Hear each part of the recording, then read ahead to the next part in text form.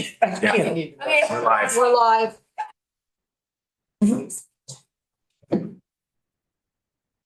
Welcome back, everyone.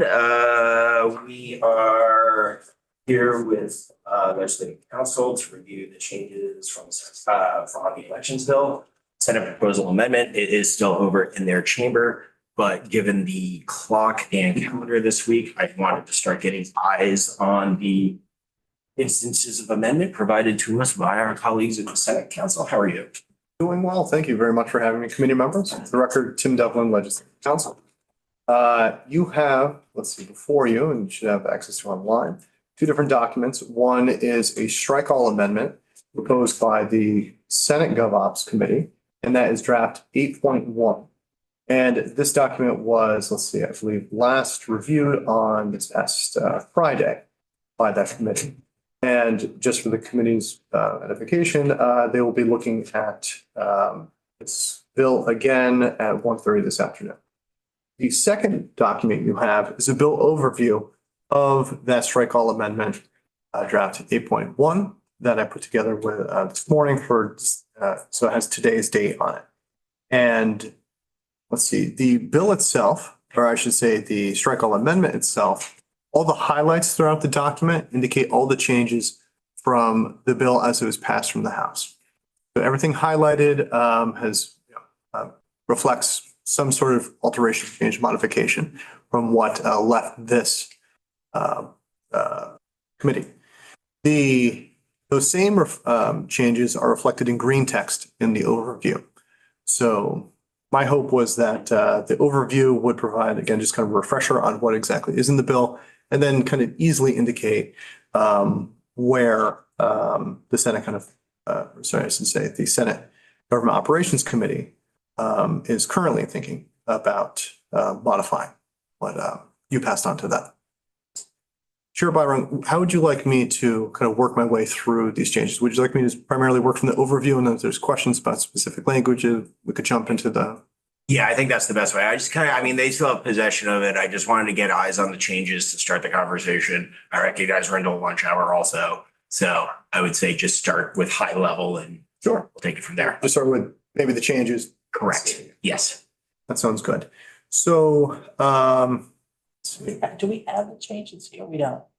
I forwarded, And they're they're posted, and I forwarded an email with this stuff to you guys about a half hour ago.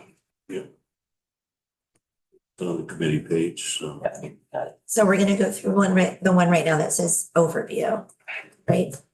That is, Okay, yeah, all right, yep. thank you. And let's see, so the overview has a bunch of bulleted points, and some of the broad strokes are let's see, the campaign finance language has been kind of broken into two different sections.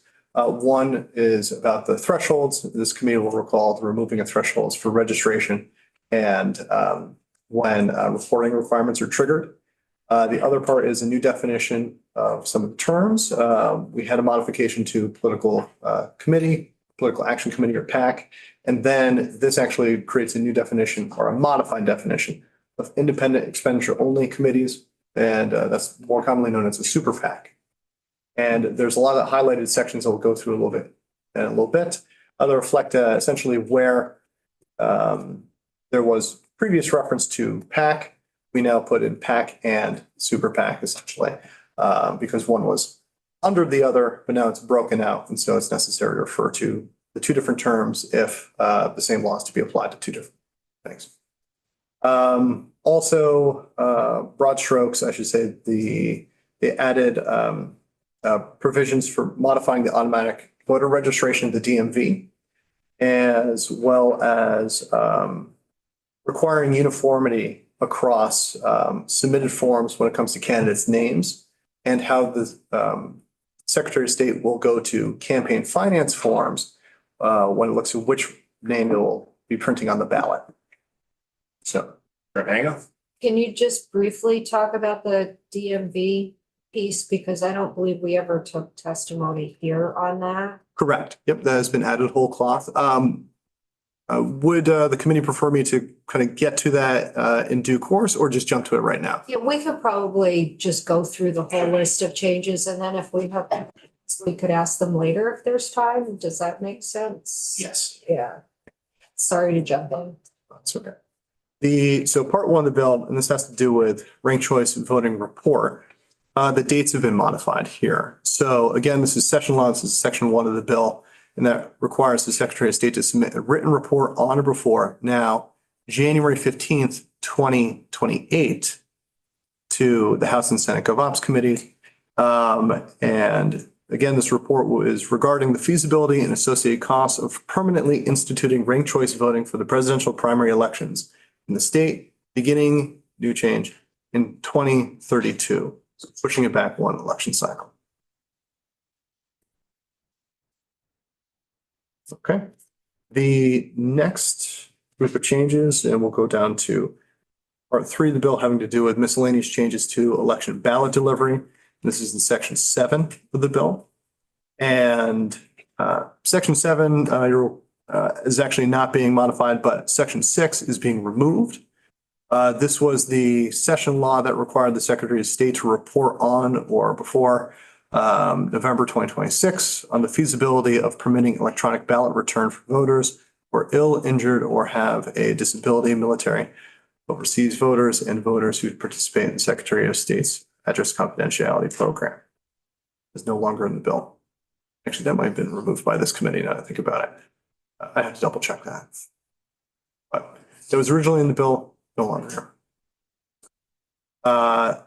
The next part has to do with the registration and counting of votes for write-in candidates. This is in sections 9 through 12. So together 9 through 12 will require that voters for write-in candidates for the General Assembly, any state office, or any federal office only be counted if A, a write-in candidate registers not later than new deadline 5 p.m. the Thursday preceding the election. B, a write-in candidate already filed a consent form for a major political party. C, if no candidate is printed on the ballot. D, if a candidate whose name is printed on the ballot dies or is otherwise disqualified prior to close of polls on election day. Or E, the number of other write-ins equals or exceeds the number of votes cast for any printed candidate. So this sets a default that essentially write-in candidates will not be counted unless one of these 5 contingencies occurs. So what will sound familiar to this committee is that did the write-in candidate register to vote? Or not to vote, sorry, but register with the Secretary of State or the relevant secretaries to be recognized as a write-in candidate, in which those local election officials will then be essentially notified to look for those names and count those names. Then there are, and then kind of similarly, if they had already filed for a consent form for a major political party, their write-in votes for any other primary essentially will be counted. And this is for fusion candidates, where one candidate can run for a major political party and then win by write-in second party. And then C, D, and E are kind of circumstances that happen outside the control of the write-in. So if there's, again, no candidate printed on the ballot, they'll be counting everybody's name because there'll be only write-ins in that situation. D, if a candidate whose name is printed on the ballot dies or is otherwise disqualified prior to 7 p.m. on election day. The belief is that this would likely encourage additional write-ins to run. And in that case, they wouldn't have to file that form. There's an expectation apparently that there's a higher likeliness that additional write-ins will be going to run at that point. And E, if this is kind of a fail-safe and essentially says that if this will prevent somebody who didn't file from being blocked from actually winning the race, even if they had positive votes more than not. So essentially, clerks will be looking for, and there's a process later on we can get into more detail about Secretary of State notifying clerks who have kind of are in a district that has multiple municipalities, and how would they know? They'll be notified by the Secretary of State that um, there is a mathematical possibility that a write-in could have won. So at that point, if it's contained into one jurisdiction, then the election officials just count all the write-ins. If it goes beyond, then that is, if it crosses boundaries, Secretary of State will alert all the clerks, and then they will order ballot containers to be opened and counted after the fact. Okay.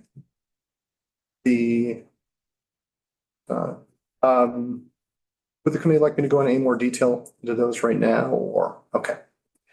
The next group of changes we have is for campaign finance and reporting thresholds.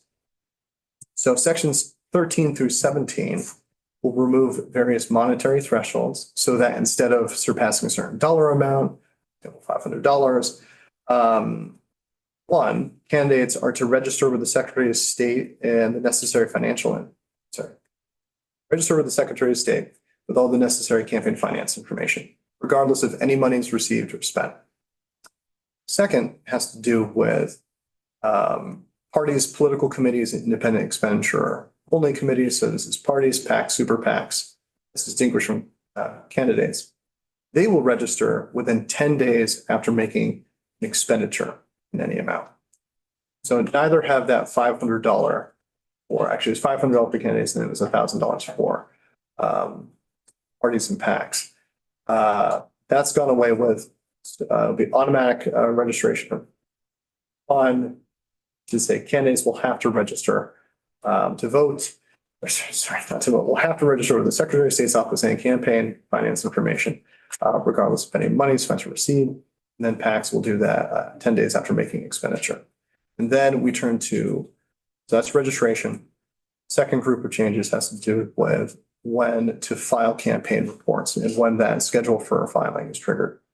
All candidates, parties, political committees, and independent expenditure only committees are to begin filing campaign filing reports upon making expenditures of $500 or more. Okay. Next group of changes has to do with, let's see, this is section 17A through 17G. This is campaign finance. Again, different category though, independent expenditure only political committees, and what is commonly referred to as super PACs. So the definition of independent expenditure only political committee is already on the books, however, it's being modified here. And it is so that no longer is a subcategory of political committee as it was strictly written, the current law. It will mean any one or more individuals or persons, as legal persons, a corporation, unions, etc., that accept contributions or make expenditures in any amount that conduct activities entirely independent of candidates. So like the modification definition of political committees or political action committees that this bill looked at, which changed it from any two or more individuals to any one or more individuals or persons. Same thing's going to be happening with independent expenditure only political committees. So it will break it out. So there'll be a parallel definition and distinct entity as compared to being a subcategory of, but similar to the change, we now have both PACs and super PACs capture one or more individuals or persons. And then you can see from the outline from 17B through G, what happens in each one of these is wherever there was a reference to political committee throughout the campaign finance chapter, often is now inserted the additional term, essentially political committee or an expenditure only political committee, so that both entities comply with the same law. The one distinction between the two is independent expenditure only political committees are not subject to those campaign contribution statutes like others are. And that's because of federal Supreme Court law, essentially, decisions. And next we go to deadline modifications and miscellaneous clarifications, and this is sections 20 through 28. In particular, we have 26, which amends, let's see, this is requiring that a statement of nomination and consent form be filed for justices of the peace by the third Monday in July before each primary election. And this conforms to the similar provision above in section 25 regarding other deadlines for justices of the peace. And then also note previous section 26 would have amended 17 VSA 2493 by removing the requirement that post-election audit of vote tabulators be random. This has been deleted, meaning that current law will be preserved as is. So it'll still be that random requirement there. The next, let's see, modifications we see are regarding annual and special municipal elections, and this is under section 31, which amends an entire subchapter to be renamed municipal meetings and local elections in general. And sections, let's see, 17 VSA 2651 D, E, and F each have to do with different municipal officers and how they're elected.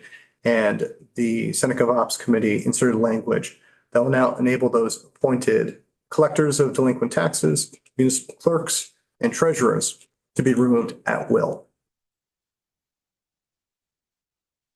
The next change has to do with, let's see, section 32 under Australian ballot system. And the this version deletes a proposed amendment to 17 VSA 2681 that would have changed the deadline for nominations of the municipal officers by petition. That is on the, it was the 6th being proposed to be moved to the 5th Monday preceding the election. This will leave the statute as is, that is on the 6th Monday preceding the election, day of the election. Then we move on to the new whole cloth parts. So we have part 12 of the bill, which is really section 37, having to do with automatic voter registration. And Mr. Hango, this is to the question you raised before about automatic registration to the DMV. Section 37 will amend 17 VSA 2145A as registrations at the Department of Motor Vehicles to change one of the current voter registration systems, where an applicant currently or renewal for a driver's license is automatically registered or re-registered to vote unless an applicant opts out. And what is to be changed, an applicant would now either have to attest to U.S. citizenship, or the DMV would have to have proof of U.S. citizenship, the applicant to be automatically registered or re-registered to vote. And then, of course, there's always the opt-out that applicants can go through. That's still preserved. Questions on that? Okay. The next part of the bill has to do with the listing of candidate names on ballots. Section 38 will amend 17 VSA 2472. That is contents, and that's under conduct of election ballots, to require a ballot list the candidate's name as it appears on the candidate's campaign finance registration. And this is a form that will have to be digitally input. And this will transition away from current practice, which is looking at the consent forms to see exactly how that name's put up. Section 39 amends 17 VSA 2361, consent of candidate, and this is under nominations and primary elections, to require a candidate, when filing a consent form, to include the candidate's name the same as it appears in the candidate's campaign finance registration. So demanding uniformity across forms of how that individual lists their name. And that's all. I think it's Rep. Pisnall had you just beat by a smidge, so we're gonna go Rep. Pisnall, Rep.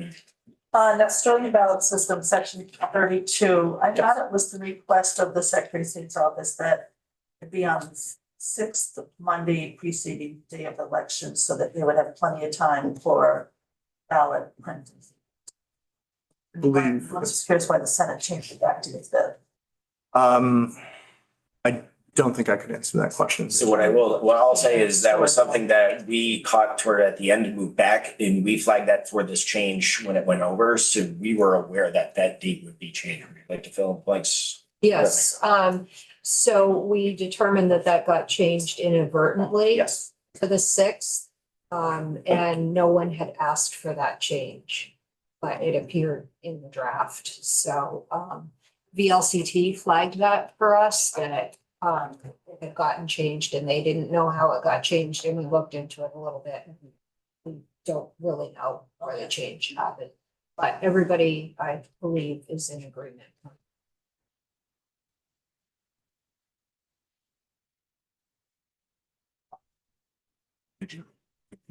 The part 12, the automatic voter registration, I was wondering if you knew if that would bring us into compliance with the executive order at the level and the potential Saves Act, is that why that is there?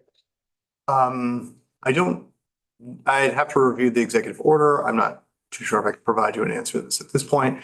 As far as policy reasoning behind it, I'd probably defer to the Secretary of State's office. Accidentally asked that. Rebecca? Also the same section, Tim, the language attest or prove, Yes, so self-attestation or provide proof. That isn't really clear to me as to what we're requiring the DMV to do. it's really if the DMV already has proof of citizenship, they will look at it, or if they don't have it, then the individual can attest to being a US citizen. Or the individual can opt out of wanting to be automatically registered to vote as well. So some folks would have already had to have proven US citizenship to the DMV, is that correct? Presumably, they do have some sort of record, And other people are really some individuals. exempted by that requirement in this new statute, by allowing to self-attest. I would say in practice, as far as the words on the page, what they would require is that, and again, I'll probably defer to Secretary of State's office and perhaps the representative of the DMV to actually tell you how it works on the ground. But some sort of first analysis would be, okay, is the record on file or not? And if it is, then it's automatic registration unless the individual opts out. If it's not, then perhaps a prompting would be delivered to the applicant on whatever form to say, okay, nothing on record, or maybe if, regardless of whether they look or not, does that person attest that they are, yes or no, and then they could opt out again if they don't want to. There. Thank you. So when this bill comes to the committee, I'd like to hear from the DMV how that really works. Thank you. Understood. This one. Currently, if you have an enhanced license, you have verified that you are a US citizen, so therefore, it's my understanding, I believe it was Secretary of State testified. That, because I asked that question, was there a way that the system can roll over to the voter registration system? And we are currently doing the voter registration system, and all of that information has to be verified now, so. Correct? Yeah, so it's gonna be a process, so I would encourage anybody who has a license coming up to get the enhanced license. At that point, you have to prove that you are a US citizen. Unfortunately, the two systems don't quite line up together, so what happens is DMV sends a notice to the town clerk that so-and-so is now registered to vote and our driver's license renewal for being added to your voter checklist. There are some quirks in that would be great to be worked out, because the DMV's addresses don't always match up with the town addresses that they use, so but it does kind of cross over to each other. But everybody's gonna have to prove that they're a US citizen going forward to vote. I don't think that's what this says, so that's why I want to hear from the DMV, because not everybody gets an enhanced driver's license, that's an option, it's not. a No, but it's part of the requirement. new voter registration process that they're installing, they're currently implementing through Secretary of State's office. Maybe we should ask Yeah, the that's a- well, that Secretary of question could have State's set up, office, because that doesn't, it sounds like real ID and not enhanced driver's license to me. Uh, Those are two different things. yes, real ID um, does not prove that you're a US citizen. Enhanced does. So So Would you like to speak to that? sure, on the DMV process and the changes that we are requested here specifically. For the record, my name is Lauren Hammond, I'm the Deputy Secretary of State. Sean Sheehan, Elections Director. We have requested these changes in response to reflect a more adequate representation of what's actually happening in DMV now. So DMV has the opt-out, and you can opt out for a variety of reasons, like I just don't want to participate in the civic process, or you may know that you are not a citizen and therefore should not vote. We're just making this language more clear so that it's automatic if the DMV knows you are a citizen. Or if you attest that you're a citizen, which is what's happening now. Or if the applicant opts out, then that person will not be automatically registered. So this is really clarifying language, not changing any current process that's happening at DMV, but just making it more clear what is happening. And the most significant thing that's happening here really is the E911 street address, which does help with what Representative Penton was talking about with regard to the registration of the driver and of the voter registration system. But this is not modifying the DMV process. This is clarifying what is happening, streamlining what's happening, and making sure that the process is running as. Thank you for that.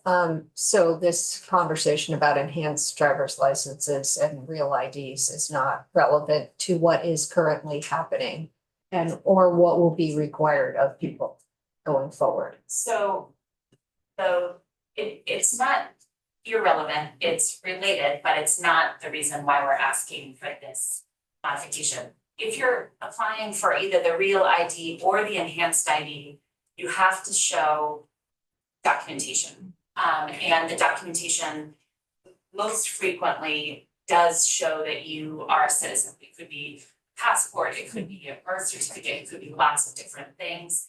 The only thing that tells the world that you're a US citizen out of DMV is the enhanced driver's license. Because you cannot get the enhanced driver's license unless you are a United States citizen. But you can get the real ID if you are not a United States citizen, but you are on lawful status. So, but the DMV is getting proof of citizenship every day when people are applying either for the real ID or the enhanced driver's license. And so what this says is if they know, because they've received documents, that you are a US citizen, you are automatically enrolled unless you opt out because you don't want to participate. If you are not given that, then you would have to attest that you are a United States citizen, which is their current process, or you would opt out. And so the real ID and the enhanced ID are not unrelated, but they're not the reason for this. And there's no reason for somebody to have a driver's license of any kind in order to vote. Is That that is correct? Absolutely. Yeah. A driver's license is not at all required. So nor would we this ever advocate that. statement that everybody should be getting against IDs isn't really a necessary thing, right? Not at this time, no. I mean, there's a lot of reasons to get an enhanced ID. I mean, you can drive across the border without a passport, but and if the SAVE Act were to pass, on the federal level, the enhanced ID would be the fastest way for a Vermonter to show proof of citizenship. But we're a long way away from that operationalizing itself on the ground. So I think the real ID or the enhanced ID are the right choices at this time. Okay, so that's helpful to know that it's not an immediate need and to know the nexus of all that. Thank you. And just a second, I mean, this specific piece, like it really is just statutory cleanup. It's in line with current practice of DMV, but the way it was written here prior to this addition, it could look that if you didn't attest to being a US citizen and you didn't opt out, if you didn't check either box, your information could still be sent over to the Secretary of State to be added to the voter registration rolls, which obviously if you don't want, they don't want, that doesn't happen. So if you don't opt in, what this is saying is if you don't check that box to opt out, your information will be sent over unless you also haven't attested to being a citizen and you also haven't, and they don't have additional information. So it's, that's kind of more the background. Okay. Secretary was saying about maintaining the current practice, but just making it explicit here in statute that we don't want that information sent over if we don't have proof or attestation that they're.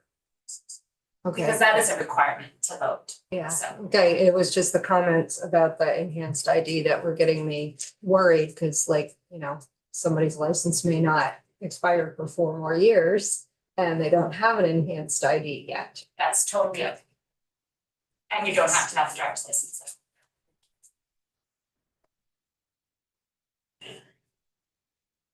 Okay. Any other questions right now? For council? I have a question maybe for you. So they're voting on this afternoon in the Senate? I am not aware of it being. Oh, Just- okay, We're just okay. reviewing the reviewing. changes to get Oh, ahead of okay. that, just so we have eyes on it right now. I'm not aware of them putting it up. Oh, okay. Yeah. Sorry, you need to put that rumor out there. But Take it back. if it was a rumor, then we just put it to bed. So this was just us like knowing that there were changes that we needed to start understanding and wrapping our heads around and asking questions so we could get comfortable. Good idea. And I do want to recognize Secretary of State and Elections Director over in the gallery. And I don't know if you had anything you wanted to add to the conversation. About the entire team. Yeah, if there were no like direct questions. I think we would welcome the opportunity to talk through particularly the campaign finance changes and the write-in candidate changes, because those were two significant changes that happened on the Senate side. We have this really great Visio that I can give everyone to show what we're planning to do, what this bill contemplates for the write-in, but I'm happy to answer any other questions. Okay. Well, if we're done with council, I think since you're here and I know that they're scheduling difficulties the next couple of days for some folks, why don't we just do that now if we are done with council? And thank you for coming up here. And that looks like a colorful enhanced version of the version I saw last week, was it? Yes. All right. An update to the chart. We were having a color printer fail when I had the other chart, but oh, you know what? This is printed badly.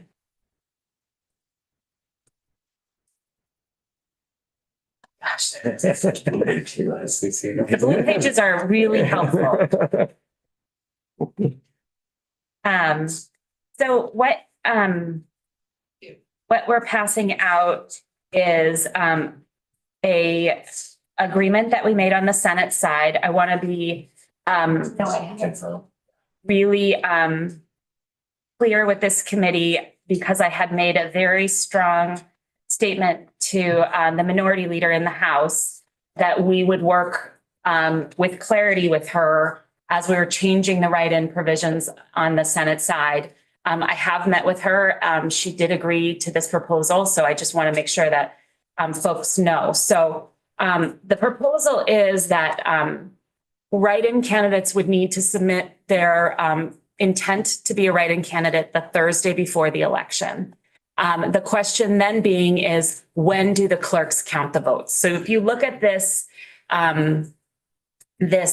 Visio, the question is, when do we count the ballots, the write-in ballots? And the first is if there's no named candidates in the race. So, we're talking about a Senate race and there's no progressives in the Senate race in Windham County, but there's a lot of write-ins. You would count all of the write-ins in Windham County Senate race in the progressive ballot because there's no named candidates. So the clerk would then have to count the named candidates. Has there been a death or disqualification of any named candidates? So the most common circumstance that happened in recent times with the death of Senator Sears. You would count all the write-in candidates in that race. Then the next time would be, did named candidates for an office receive write-in candidates for that same office? So, you know, I'm running in the Republican primary for Senate seat in Washington County. But I'm a write-in candidate in the Prague primary and the Democratic primary. Then my name would be automatically counted in the Progressive Party's race as a write-in candidate. So the clerk would know you need to look for Lauren Hibbert in all of the primaries for the Senate race in Washington County, even though she ran in the Republican race. Then the next would be, did the write-in candidate file a request form the Thursday before the election? That's what we're really trying to get to. That would be the most common of these circumstances.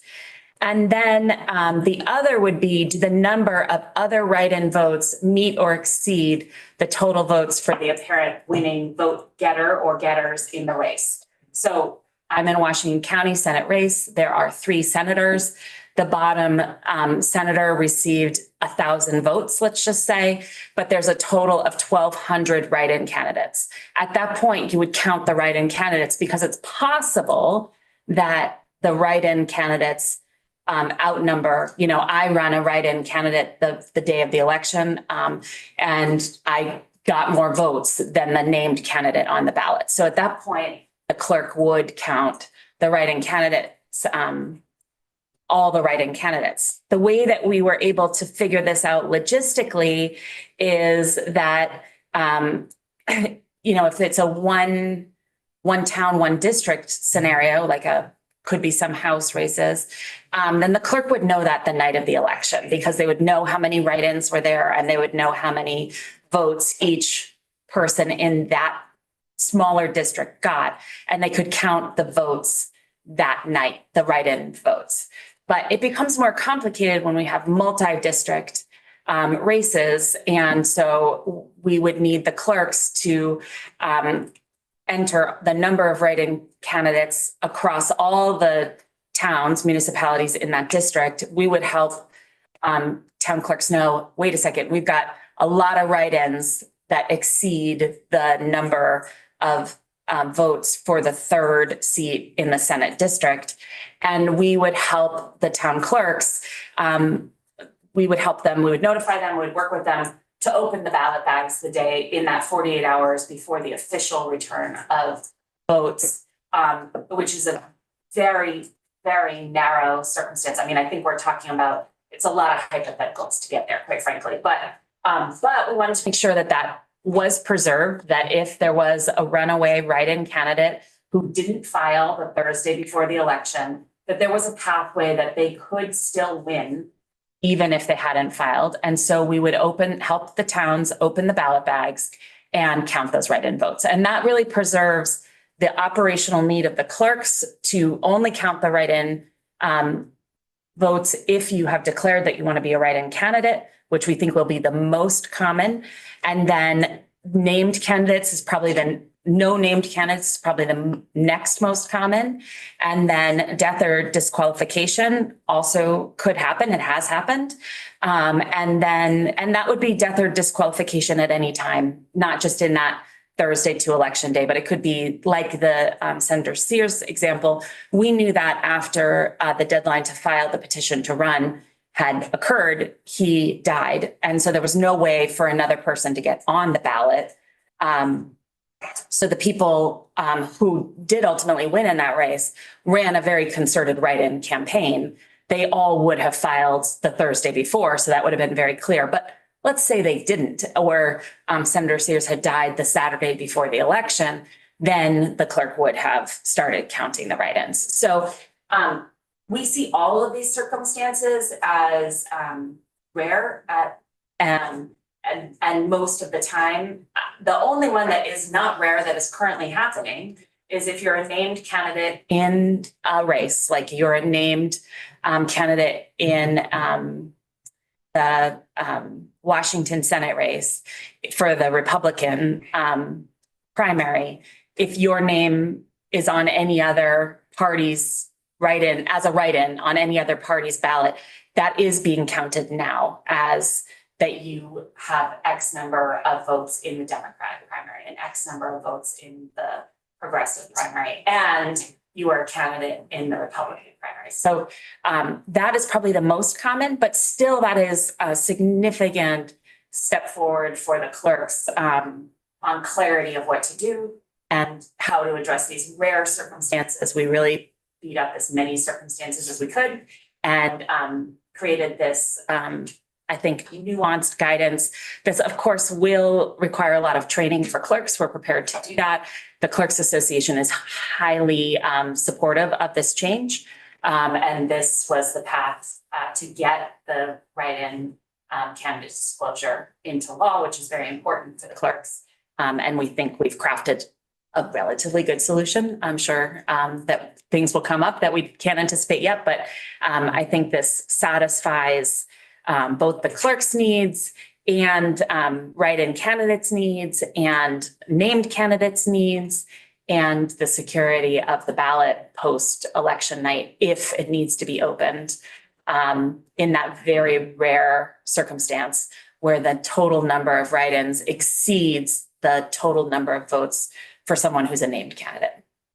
And there is already a provision in the law that instructs clerks how to open the ballot bag after the election night with notification to the Secretary of State's office. This does happen, and we do counsel and advise town clerks already on how to do that in specific circumstances. So this is adding a reason why that might happen.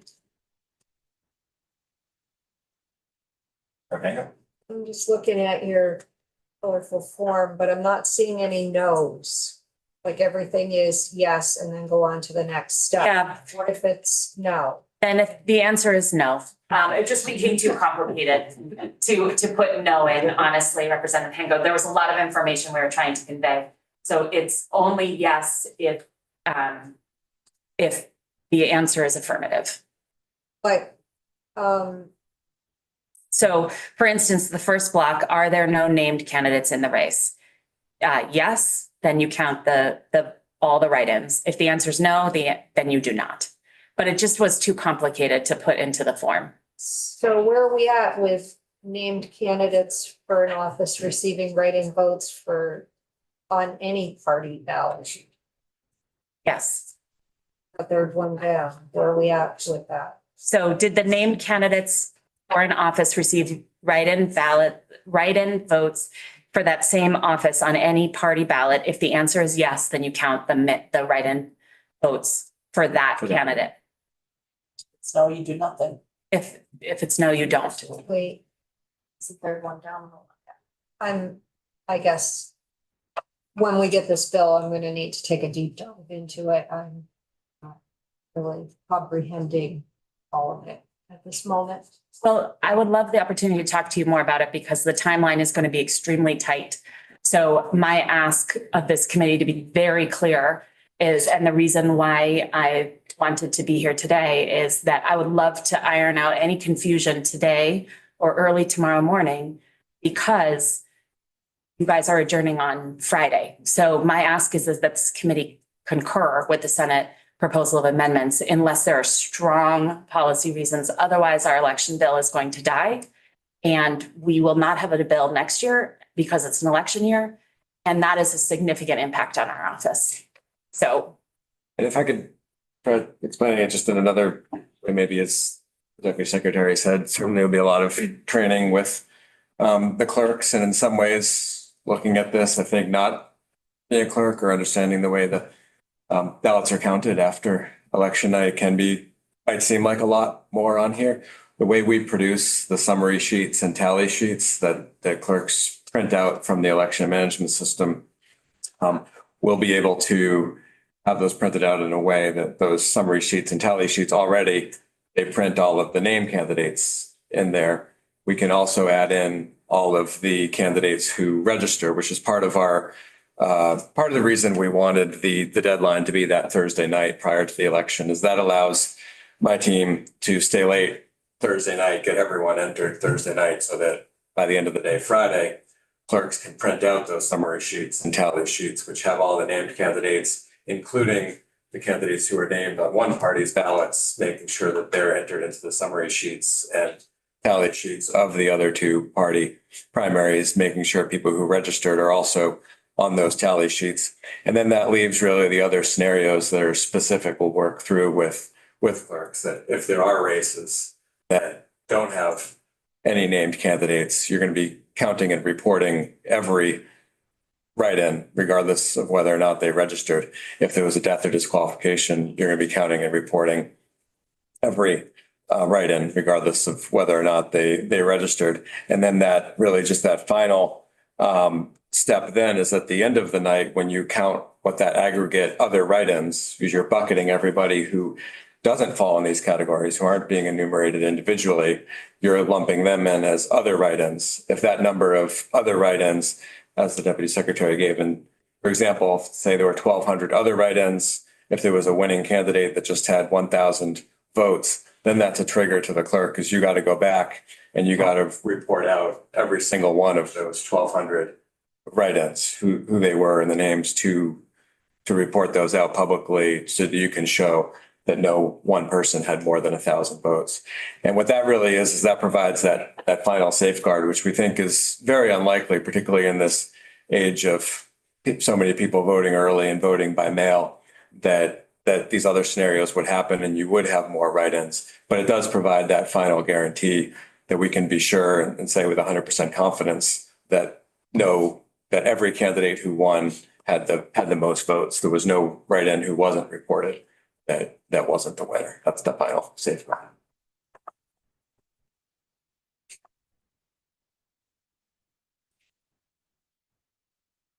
Any other questions on write-ins? Representative Hingo, I'm happy to sit down with you more if you have. Thank you. I don't have any specific questions right now. I'm just this is the first time I've seen this language, so digesting it, I guess. I do have a question though about ballot bags. I've been told by numerous town clerks that they do not like to have to open a ballot bag. It's been sealed. So are you predicting that this is going to cause more instances of ballot bags being opened? I mean, we really don't. It's pretty hard to imagine a House race and up that there will be more write-ins for a candidate than a named candidate on the ballot. It's a very, that's like an if scenario. But we wanted to make sure that if that happened, that there was a way to get those ballots counted. And in a for a multi-district seat, the only way to do that is to open the ballot bags the day after the election, because the clerks will not know, if I'm in, let's go back to my Washington County Senate race. If I'm in Montpelier, I'm the Montpelier clerk, I'll know the number of write-ins in my county, but I won't know, in my town, but I won't know the number in East Montpelier and in Plainfield. So that's why we need that opportunity the morning after the election to notice that this happened. All of the results from every town are going to be reported into our system. We're going to be able to easily identify that there are more write-ins in the Washington Democratic Senate race than the named candidates received. And if the winning named candidates received. And if that were true, then we would reach out to all the clerks and help them with this process. The process is pretty prescriptive. It needs to already be done on notice to the Secretary of State's office with 2 members of the BCA, 1 from each party. And we will help clerks manage that process. But again, that is anticipated to be a very rare circumstance. We could not find a time in recent election history where a write-in candidate won a race against a named candidate on a ballot. So particularly in a multi-district race, Or even coming close. And when you look at the proportions of write-ins to the named candidates, it's not even coming close, particularly when you take out these other scenarios we have. And to the point, you're absolutely right. Clerks don't like opening ballot bags. We don't like them opening. Nobody likes it. And it does happen with the current provisions just in this 2024 election. I think there were 4 or 5 clerks who did have to ask for permission for things because the checklists were locked inside the bag or the memory cards were locked in the bag, can't report, the results. It's something that, it's an accident, probably shouldn't happen, but people work 18-hour days and you're up there from 6 a.m. till late at night, and sometimes things like that happen. So that's why those provisions are in the statute for people to contact the Secretary of State's office, us to instruct them so that we have that record that we know that town is doing it, instructing them to do it in the presence of multiple BCA members from multiple parties. So those safeguards are in place, and we anticipate again that this provision isn't going to happen anywhere near as likely as, if at all, compared to the existing. The reason why it's there is there was concern on the Senate side, and I believe from the minority leader on the House side as well, that it was possible and that it would be abhorrent to the principles of democracy to have a write-in candidate receive more votes and not be counted. And so we want to preserve that if a write-in candidate does receive more votes, that they will be counted. And again, this is the way to manage that for a multi-seat district. So let's just say auditor or secretary, I'll pick on Secretary of State since we're Secretary of State. It's possible that the named candidates on the Secretary of State primary or general election ballot, there's more write-in candidates. It's hard to imagine, but it's possible, sure. And if that were to occur, that would be in every district of the state. And we need to make sure that we know the total number of write-ins in the whole state for the Secretary of State race. And if that number exceeded the named candidates on the ballot, the winning named candidate on the ballot, then we would have clerks reopen the ballot bags. But again, that's that is not going to happen, but it could. And so we just need to preserve that principle of democracy, that the votes that people give, if it's possible, that it would be that candidate would win, then we should count them. Yeah, so just quickly, the way that you're preserving that is by changing the deadline from you're concurring with what the Senate is doing. You're supporting what the Senate is doing by changing that deadline for those reasons, because it's easier for you to manage. So we're asking, and we asked you, and we asked this, and we similarly asked the Senate to put the deadline not on the day of the election, to put it on the Thursday before, because operationally it is significantly easier for our office and the clerks to manage putting that declared write-in candidate on the tally sheet, as Director Sheehan just said. But we also want to recognize and preserve that there are ways that a write-in candidate could win. And those reasons most commonly would be there's no named candidate in that race on that ballot. Named, and the write-in candidates may not have known that they needed to do the declaration, right? So that was our first priority. Death or disqualification, that it has happened. It happens less frequently, but it has happened. We wanted to preserve the ability for a write-in candidate to win in that scenario. You're a named candidate in a different party ballot, but in that same race. So, most commonly, the most common one, quite frankly, is Governor Scott is written into the Democratic primary as a write-in all the time. His name would be counted for the Democratic primary because he's on the Republican primary ballot. And then the last being this really narrow thing that could happen, which is the total number of write-in candidates exceeds the named winning candidate. And that the concern, which we took to heart and tried to figure out as best we could, was that could happen. And in the event that did happen, the write-in candidates' votes should all be counted. And again, I think that's extremely narrow, but it could happen. And so we created the law in the possibility that could happen. And we strongly support this. The Clerks Association supports this. The Senate supported it. And again, because of the floor amendment on the House side, I had worked with the minority leader and made a commitment to her that I would continue to keep her abreast of any changes that happened on the Senate side. I've done so. Sean and I met with her 3 weeks ago on this proposal, and she felt comfortable with it. You. Any other direct questions for them while we have them in front of us? Yes. Any of the other components?